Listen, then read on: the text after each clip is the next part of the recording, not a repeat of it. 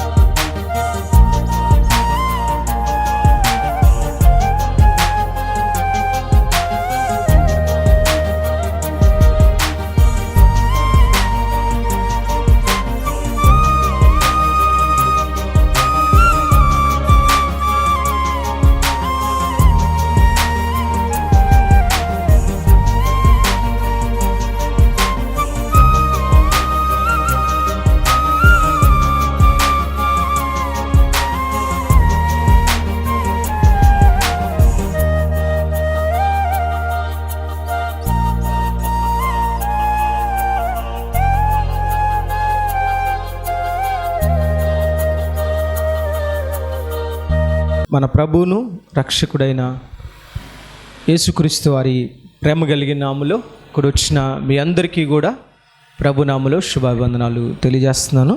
అందరూ క్షేమంగా ఉన్నారమ్మా? మంచిది. ప్రభు ఇచ్చిన మహాకృపను బట్టి మరొక వారం ఆయన సన్నిధిలో కూడా వచ్చి గొప్ప భాగ్యాన్ని దేవుడు మనకి ఇచ్చారు. అందును బట్టి మనం దేవుడిని స్తుతించవలసిన వారమై ఉన్నాం. దేవుడి స్తోత్రం కలుగును గాక. ఇప్పటి వరకు శ్రేష్టమైన పాటల ద్వారా దేవుణ్ణి గణపరిచాం. ఈ శ్రేష్టమైన సమయంలో దైవ సందేశాన్ని మనం వినడానికి ఇష్టపడదాం. ఏం ధ్యానం చేస్తున్నాం? పరమగీత గ్రంథము 2వ అధ్యాయము ఒక్కసారి చదువుదాం. మొదటి వచనం. నేను షారోను పొలములో పూయు పుష్పము వంటి దానను, లోయల్లో పుట్టు చాలు. నామ్ ద రోజా షారోన్. షారోను పొలంలో పూయబడిన పుష్పము. సో ఇది ఎవరు రాస్తున్నారు? సొలొమోను గారు రాసిన పరమగీతము. దీంట్లో ప్రాముఖ్యమైన క్యారెక్టర్స్ కనిపిస్తాయి. ఒకటి షోలమతి, సొలొమోను. ఇది మెయిన్ క్యారెక్టర్స్. సో సొలొమోను పరమవరుడైన ప్రభు అయిన యేసుక్రీస్తుకు సాదృశ్యం అయితే, షోలమతి వధువు సంఘానికి సాదృశ్యం, అంటే మనకి సాదృశ్యంగా కనిపిస్తుంది. సో సంఘం యొక్క క్వాలిటీస్, సంఘం యొక్క లక్షణాలు ఎలా ఉండాలి అనేది మనం గత కొన్ని వారాలుగా, కొన్ని నెలలుగా మనం ధ్యానం చేస్తూ వస్తున్నాము. షారోను పొలములో పూయబడిన పుష్పము, అది ఆ పుష్పము యొక్క లక్షణాలు మన ఆత్మీయ జీవితంలో కూడా కలిగి ఉండాలి అనేది మనం ధ్యానం చేస్తూ వస్తున్నాం. సో త్వరగా చెప్పండి, పుష్పానికి ఉన్న లక్షణాలు ఏంటి? ఫస్ట్ ఆఫ్ ఆల్ అది అన్నిటిలో కూడా అందంగా ఉంటుంది, the queen of all flowers. రెండోది ఏంటి? ముళ్ళ మధ్యలో నివసిస్తుంది. సో క్రైస్తవుడు ఆత్మ సంబంధమైన సౌందర్యాన్ని కలిగి ఉండాలా. రెండవది ఏంటంటే శ్రమల్లో వికసించాలి. ఎప్పుడు వికసించాలా? శ్రమల్లో వికసించాలి. ముడుచుకుపోవాలా? వికసించాలి. ఏం చేయాలా అంటే ముళ్ళు మనల్ని గుచ్చుతున్న కొద్దీ మనం ఏం చేయాలా? వికసించాలి. శ్రమలు పెరుగుతున్న కొద్దీ మనం ఏం చేయాలా? వికసించాలి. మూడో క్వాలిటీ ఏంటి? మూడోది ఏంటి చెప్పండి? అనేక రేఖలు కలిస్తే ఒక గులాబీ అంటాం మనం. అంటే కానీ గులాబీకి ఒక రేఖే ఉండదు కదా, ఎన్నో రేఖల సముదాయము ఒక గులాబీ. మరి ఎప్పుడైనా చూడండి, కొన్ని పైన ఉంటాయి, కొన్ని మధ్యలో ఉంటాయి, కొన్ని అడుగు భాగంలో ఉంటాయి. అవునా కదా?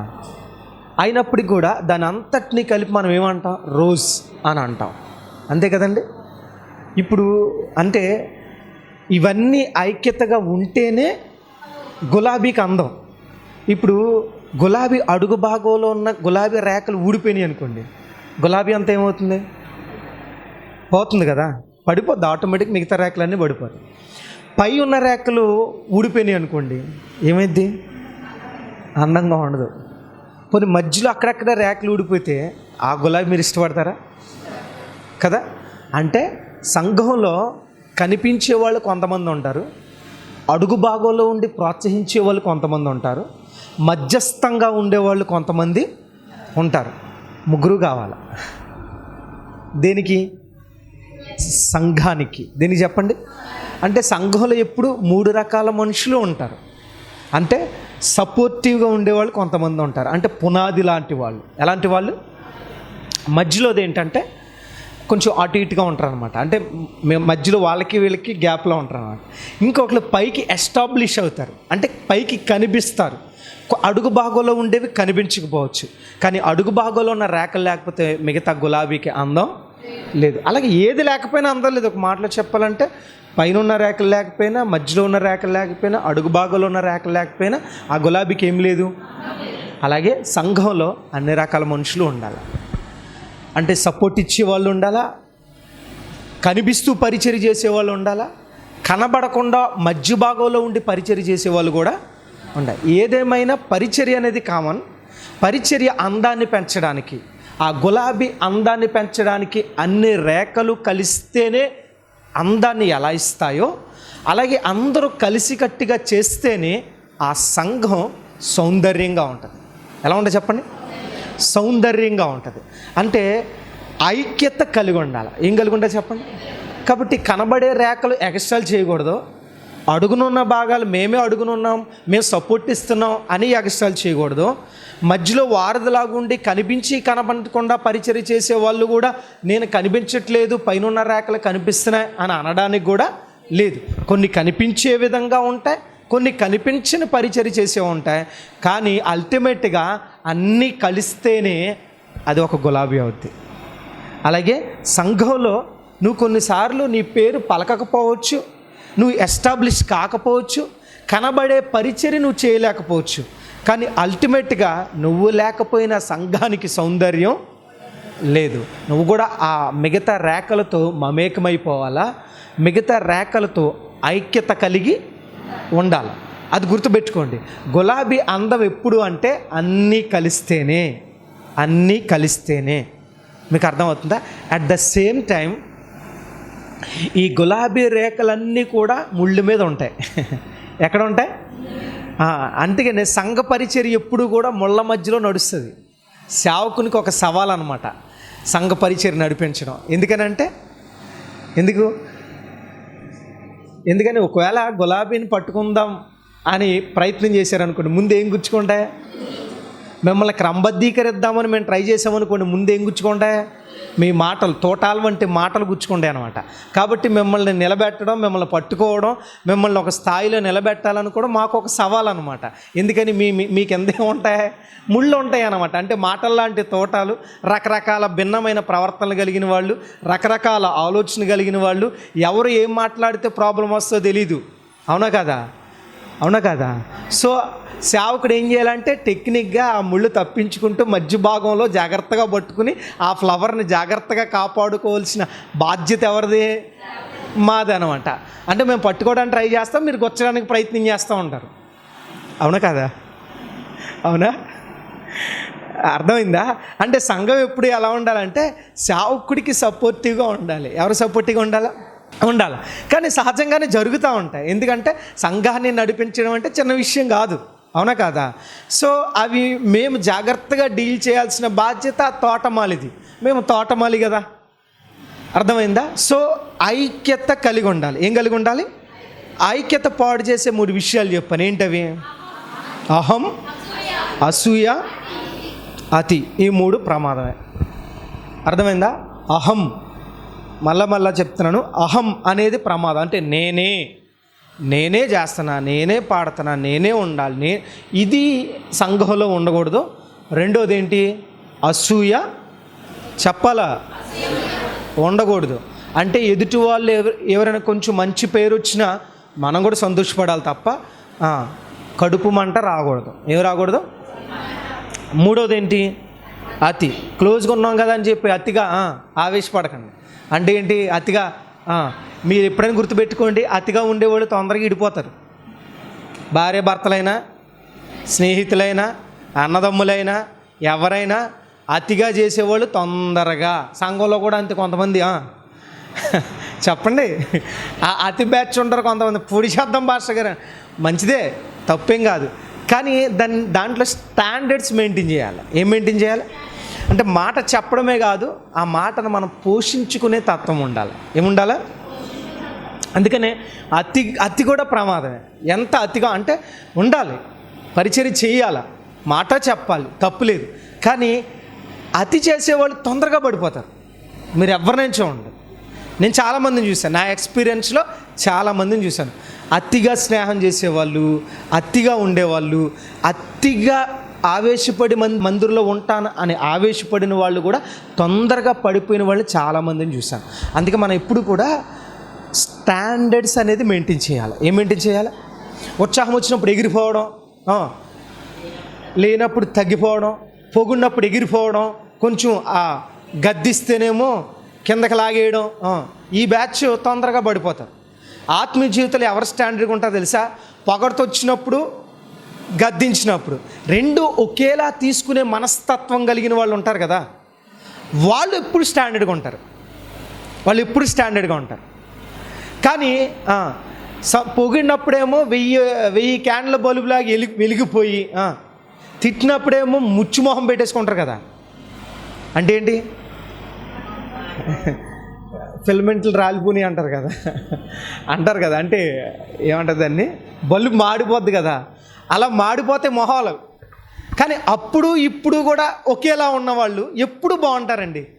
ఆత్మీయంగా ఎప్పుడైనా సరే పొగిడినప్పుడు ఎగిరిపోయి, కొంచెం పరిచర్య చేసినప్పుడు ఎగిరిపోయి, మామూలుగా ఉన్నప్పుడు నార్మల్గా ఉండేవాళ్ళు ఎప్పుడు కూడా పరిచర్యలో ఎదగలేరు. ఉన్నతమైన శిఖరానికి ఉన్నతమైన శిఖరానికి ఎదిగే వాళ్ళు ఎప్పుడు కూడా కామ్గా పరిచర్య చేసుకుంటూ వెళ్తారు. సేవకుడు పొగిడినా ఒకలానే ఉంటారు, తిట్టినా ఒకలానే ఉంటారు, గద్దించినా ఒకలానే ఉంటారు, ఆయన ఏం పని చెప్పినా ఒకలా ఉంటారు. ఒక స్టాండర్డ్స్ ఉంటాయి వాళ్ళకి. కానీ అత్యుత్సాహం ఉంటుంది కొంతమందికి. ఇవాళ పరిచర్య చేస్తే ఎగిరిపోతారు. అలా పాల పొంగి లాంటి ఆత్మీయ లక్షణాలు కలిగిన వాళ్ళు కొంతమంది ఉంటారు. అంటే పొగిన్నా హ్యాపీగా తీసుకోవాలి, తప్పులేదు, పొగడ్త మంచిదే. కానీ గద్దించినప్పుడు నీ యాటిట్యూడ్ ఎలా ఉందో దాన్ని బట్టి నీ ఆత్మీయ జీవితం డిపెండ్ అయి ఉంటుంది. అంటే పొగిడినప్పుడు అందరూ హ్యాపీగా ఉంటారు, ఇది కామన్ పాయింట్. పొగిడితే ఇష్టం లేని వాళ్ళు ఎవరైనా ఉంటారా? ఉండరు. కానీ గద్దించినప్పుడు కూడా నీ రియాక్షన్స్ ఉంటాయే, అంటే మనసులో కూడా ఒకేలా తీసుకుంటాం కదా, వాళ్ళు నిజంగా ఆత్మీయులే. వాళ్ళు నిజంగా, ఇప్పుడు చెప్పండి, మీరు ప్రశ్నించుకోండి, మీరు ఆత్మీయులేనా? సౌండ్ రాలేదేంటి? కాదా అమ్మా? కాదా? డౌట్గా ఉందన్నమాట. లేదు పాస్టర్ గారు, నీ లోపల అప్పుడప్పుడు మండుతుందండి మాకు కూడా. మిమ్మల్ని ఏమనలేక ఊరుకుంటున్నాం అంతే. మాకు మండుతుంది అప్పుడప్పుడు అన్నట్టుగా చూస్తున్నారు కొంతమంది, నాకు అర్థమవుతుంది.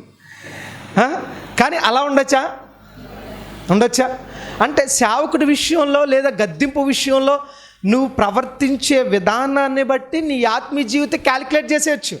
మేము ఎప్పుడు కూడా క్యాలిక్యులేషన్ పెట్టుకుంటాం, ప్రతి ఒక్కరిని కూడా. పైకి చెప్పమంతే, మిగిలానే మేము కూడా.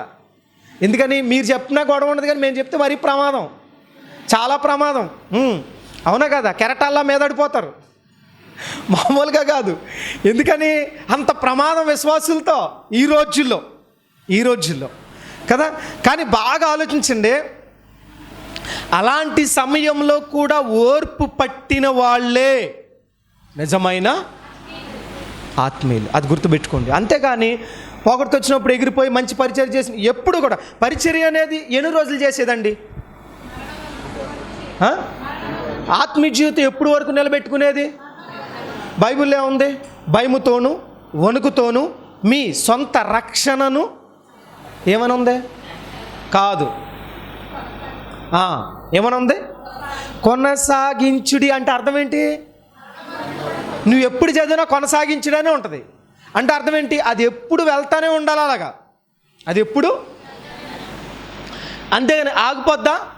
ఇప్పుడు హార్ట్ ఉంది కదా, గుండె నిమిషానికి ఎన్నిసార్లు కొట్టుకుంటుంది. నేను ఆదివారం రెస్ట్ తీసుకుంటాను అందనుకో. ఇప్పుడు డాక్టర్ దగ్గరికి వెళ్ళి, అయ్యా డాక్టర్ గారు, గుండె రోజు పని చేస్తుంది కదండి, ఎప్పుడు దాకా పని చేయాలండి అది అని అంటే, అప్పుడు ఆయన అంటాడు, అది పని చేసినంతసేపు నువ్వు ఉంటావు, అది ఆగిపోతే నువ్వు పోతావు అంటాడండ. అదే కదా. మరి చాలామంది భక్తి జీవితం ఒక సీజన్కే, భక్తి జీవితం కొన్ని రోజులకి, భక్తి జీవితం కొన్ని సంవత్సరాలకే అలా పరిమితం చేస్తారు. అది కాదు. భక్తి జీవితం అంటే మరణము వరకు. ఎప్పటి వరకు? నువ్వు ఎప్పుడు చేయడం ఆగిపోతావో అప్పుడు నువ్వు చచ్చావని అర్థం. కొంతమంది అంటారు, ఏమనుకుంటారు అంటే, చాలా చేస్తాం కదండి. ఎవడన్నాడు? ఇంకా చేయమని చెప్తున్నాడు. రక్షణను ఏం చేయాలా? కొనసాగించాలా. గుండె ఆగిపోతే పోతావు ఎలాగో, ఆత్మీయ జీవితంలో పరిచర్య చేయడం కొనసాగించడం ఆగిపోతే ఆత్మీయంగా నువ్వు కూడా ఏమవుతావు? కొంతమంది నేను చాలా చేసేసానండి. ఎక్కడ చేసేసావు అంటే ఇంకా చేయాలా. కొంతమంది అంటారు ఇంకేం చేయమని, ఇంకా చేయాలా, చచ్చి వరకు చేయాలా. రోజు 72 సార్లు అండి, ఈ రోజుకి ఒక 20 సార్లు కొట్టుకుంటా అంటే ఊరుకుంటామా? కుదరదండి. అలాగా 20 సార్లు కొట్టుకుంటే ఎక్కడో ప్రాబ్లం ఉంది హార్ట్కి. అందుకని మళ్ళీ దానికి ఏం పెట్టాలా? మిషన్లు పెట్టడమో, స్టంట్లు పెట్టడమో, ఏదో ఒకటి పెట్టాలి కదా. పెట్టాలి వద్దా? అంటే అర్థం ఏంటి? రోజు అదే క్యాలిక్యులేషన్లో కొట్టుకోవాలి. అది నేను తగ్గిపోతా అంటే కుదరదు. అలాగని రెచ్చిపోతానంటే కూడా కుదరదు. ఎక్కువ కొట్టుకున్న ప్రమాదమే. మీకు చాలా స్పీడ్గా కొట్టుకుందని పోతారు మీరు అంటారు వీడు. అవునా కాదా? అంటే ఎక్కువ కొట్టుకున్న ప్రమాదమే. ఇప్పుడు చెప్పండి, అతి ప్రమాదమే కాదా? అతిగా గుండె కొట్టుకుంటే అతి వేగం, స్లోగా కొట్టుకుంటే ప్రమాదం. మరి ఎలా కొట్టుకోవాలా?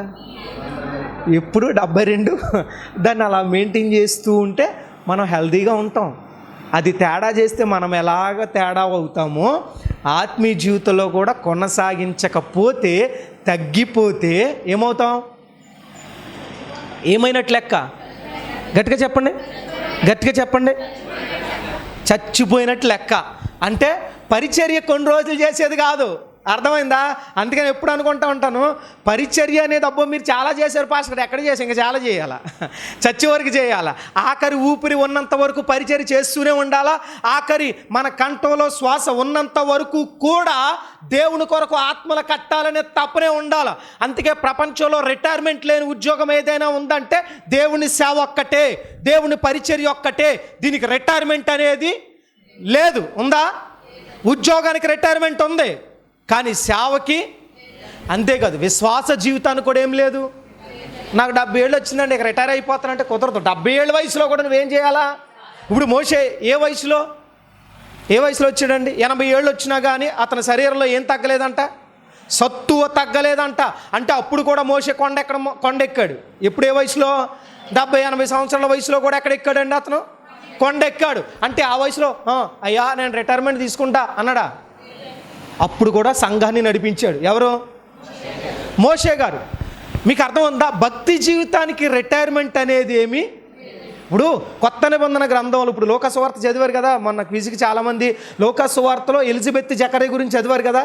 చదివారా? ఎలిజబెత్ జకరియా గురించి ఏమని ఉంటుంది? వాళ్ళు వృద్ధులు అని ఉంటుంది. అవునా?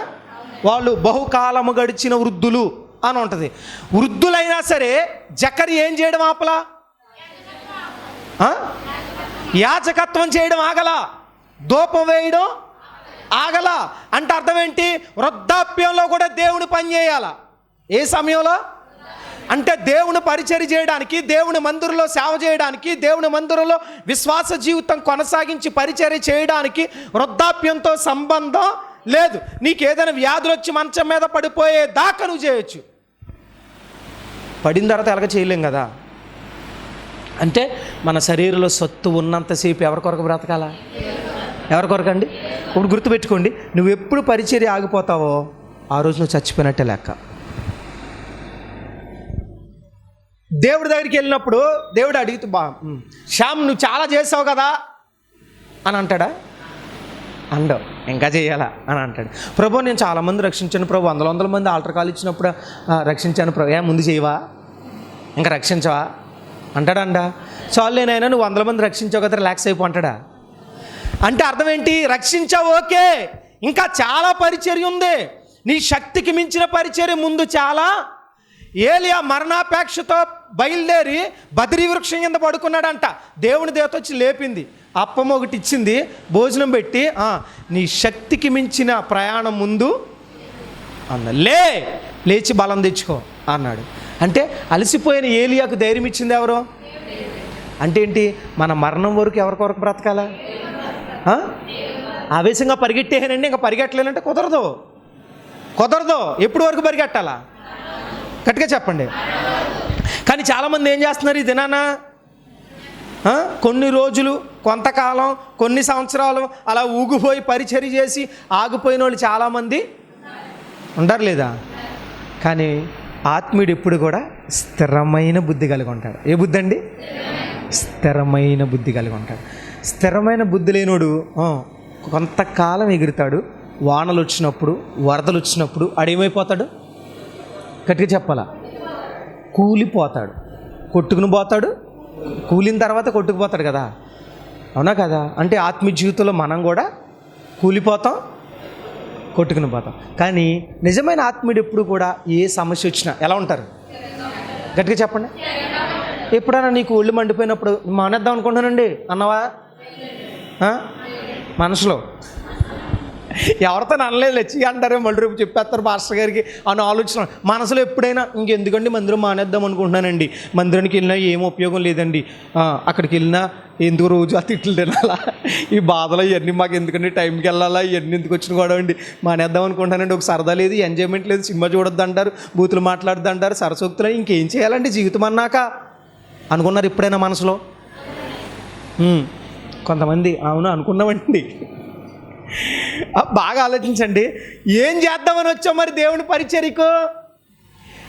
ప్రార్థనలో సంతోషం ఉండాలా? వాక్యంలో సంతోషం ఉండాలా? దేవుని సన్నిధిలో ఏముండాలా చెప్పాలా? ఆరంభంలో పాట పాడుకున్నాం కదా, నీలోనే ఆనందం నా దేవా, నీలోనే సంతోషం. మీకు అర్థమైందా? నిన్న నేడు మారని దేవ, ఈ లోకమంతా వెతికినా నాకెక్కడా ఈ ఆనందం దొరకలేదని. అంటే ఆలోచించండి, ప్రపంచంలో మీరు ఎక్కడికైనా వెళ్ళండి, దేవుని సన్నిధిలో పొందుకునే ఆనందం మనం ఎక్కడా కూడా పొందుకు. నేను ఛాలెంజ్ చేసి చెప్తా, మనం ఎక్కడికైనా వెళ్ళినా ఆ సంతోషం తాత్కాలికంగా ఉంటుంది. కానీ దేవుని మందిరంలో స్పెండ్ చేసే టైం, దేవుని మందిరానికి వచ్చినప్పుడు, మనం పాడుతున్నప్పుడు, ప్రార్థన చేస్తున్నప్పుడు, ఆరాధన చేస్తున్నప్పుడు, వాక్యం వింటున్నప్పుడు మనం పొందే ఆనందం ప్రపంచంలో ఎన్ని కోట్లు పెట్టినా ఏం చేయలేమండి, కొనలేము ఆనందాన్ని. కానీ చాలామంది ఏమనుకుంటారంటే లోకమే ఆనందం అనుకుంటారు. ఏమో ఆనందం అనుకుంటారు? లోకమే ఆనందం అనుకుంటారు. బాగా ఆలోచించండి, అసలు అనుభవిస్తేనేగా తెలిసేది. అందుకే భక్తుడు ఏమంటాడు? రుచి చూచి ఎరిగి తిని యెహోవా ఉత్తముడని. అంటే ఆయనలో ఆనందం ఉంది, ఆయన ఉత్తముడని రుచి చూశాను. కోరహ కుమారులు అంటారు, ఆయన మందిరపు గవనిలి యొద్ద నేను ఉంటే నాకు ఆనందం అన్నారు. ఆయన ఎక్కడుంటేనంట? దావీదు గారు ఏమంటాడు? ఎప్పుడు లేస్తానా, నేను ఎప్పుడు మందిరంలో కనబడతానా అనే ఆలోచన, సంతోషం ఎవరిలో ఉందంట? ఎవరిలో? దావీదులో ఉంది. దానియేలులో ఏముందో తెలుసా? వేకుజామున ఎప్పుడు లేస్తానా, దేవునితో ఎప్పుడు మాట్లాడతానా అంటే ఏంటి? ప్రార్థన. ఏంటి చెప్పండి? ప్రార్థన. ఇప్పుడు చెప్పండి, మనం ఎప్పుడైనా ఆదివారం వచ్చేస్తుంది, తొందరగా వచ్చేసిందిరా బాబు అనుకున్నారా? ఆదివారం ఇప్పుడు వస్తుందో అనుకున్నారా? నేను చెప్పండి, వచ్చేసిందిరా బాబు అనుకున్నారు ఎప్పుడైనా? రేపే అలా ఇళ్ళకి వచ్చేస్తుంది, ఏంటో అర్థం కావట్లేదండి, అదిగో అనుకున్నారా అండి? చూసారా? అదే చెప్తున్నా, బాగా గుర్తుపెట్టుకోండి. అంటే దావీదు అలా అనుకున్నాడా? కోరహ కుమారులు అలా అనుకున్నారా? అంటే మనకు ఆనందం ఎలా ఉండాలంటే, ఎప్పుడు దేవుని సన్నిధి వస్తుందా, ఎప్పుడు దేవుని సన్నిధిలో నేను కనబడతానా, ఎప్పుడు దేవుని సన్నిధిలో ఆరాధిస్తానా, ఎప్పుడు దేవుని వాక్యాన్ని వింటానా అనే తృష్ణ ఎక్కడుండాలట? అందుకే దావీదు భక్తుడు అన్నాడు, దుప్పి నీటి వాగుల కొరకు ఆశపడినట్లుగా దేవా నా ప్రాణము నీ కొరకు ఏం చేస్తుంది? అంటే ఆయన ఆశ ఏంటి? గట్టిగా చెప్పండి. మన ఆశ ఏంటి? ఇల్లు కట్టుకుందాం అనుకుంటున్నామండి, ఇంటికి ప్లాస్టింగ్లు చేయించాలండి, పైన స్టేర్ కట్టుకుందాం అనుకుంటున్నామండి, అది రెంట్కి ఇచ్చేద్దాం అనుకుంటున్నానండి, నెలకు ఒక 2000, 3000, 5000 వస్తే సరిపోద్దండి మా పిల్లలకి ఫీజులు కట్టుకోవడానికి, యూనిఫామ్లకి. ఇదేనా ఆశ? అది ఉండడం తప్పు కాదు, కానీ అన్నిటికంటే ముందు ఏ ఆశ ఉండాలా? నేను ఎప్పుడు దేవుని సన్నిధిలో కనబడుదునా అనే ఆసక్తి ఎక్కడ ఉండాలా? ఎప్పుడు పాట పాడతాననే ఆశ, ఎప్పుడు వాక్యం చదువుతాననే ఆశ, ఎప్పుడు నా వాక్యం వింటానా. ఎందుకంటే దేవుని వాక్యం జుంటె తేనె దారల కంటే ఎలాంటిదట? గట్టిగా చెప్పాలా? మధురమైనది అంటే మధురమైంది అంటే రుచికరమైందా చేదా? ఇప్పుడు చెప్పండి, మీకు వాక్యం చేదుగా ఉంటుందా రుచిగా ఉంటుందా? నిజం చెప్పండి, నిజమేనా? అప్పుడప్పుడు మరి మొహం ఎలా ఎందుకు పెట్టారు? ఇప్పుడు టేస్ట్గా ఉందనుకోండి, మొహం ఎలా పెడతాం?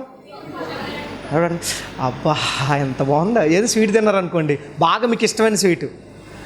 కొంతమందికి రకరకాల ఇష్టాలు ఉంటాయి. మీకు లెగ్ పీస్ ఇష్టం అనుకోండి, అది అబ్బా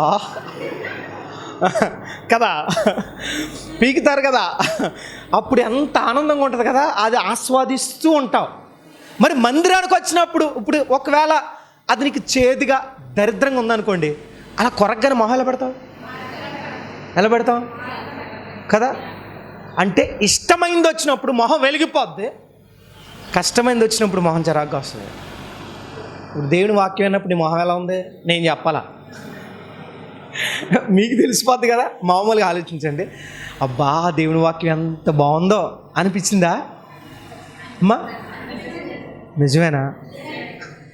దేవుని స్తోత్రం.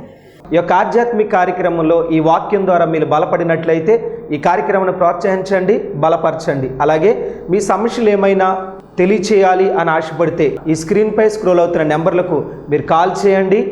అలాగే మీ ప్రార్థన అవసరాల కొరకు ప్రేయర్ చేయడానికి సేవకుడిగా నేను ఇప్పుడు సిద్ధంగా ఉన్నాను. అలాగే నా వర్తమానాలు మీ ప్రాంతాల్లో వినబడాలి అని ఆశపడితే ఎవరైనా సరే దైవ సేవకులు కానీ మరి ఎవరైనా ఈ స్క్రీన్పై కనబడుతున్న ఈ నెంబర్లకు మీరు కాల్ చేయొచ్చు అని ప్రభు పేరిట తెలియజేస్తున్నాను. అలాగే నా వర్తమానాలు మీరు ఇంకా వీక్షించాలి అని ఆశపడితే బ్రో ఎం శ్యామ్ అనే యూట్యూబ్ ఛానల్ ద్వారా కూడా నా వర్తమానాలు అనేకమైన యూట్యూబ్లో ఉన్నాయి కనుక వాటిని కూడా మీరు వీక్షించి ప్రభు యొక్క దీవెనలు పొందుకోవాలని, ఆధ్యాత్మికంగా బలపడాలని ప్రభు పక్షాన తెలియచేస్తున్నాను. ఈ దీన సేవకుడి కొరకు, ఈ దీన పరిచయ కొరకు మీ యొక్క అనుదిన ప్రార్థనలో జ్ఞాపకం చేసుకోవాలని ప్రభు పేరిట మీ అందరినీ కూడా తెలియచేస్తున్నాం. God bless you, God bless you all. దేవుడు మిమ్మల్ని దీవించునుగాక. ఆమేన్. మా అడ్రస్ బేతేలు ప్రార్థనా మందిరం, ఇందిరా కాలనీ, జీడిపిక్కల ఫ్యాక్టరీ ఎదురుగా, దొండపూడి రోడ్, గోపాలపురం.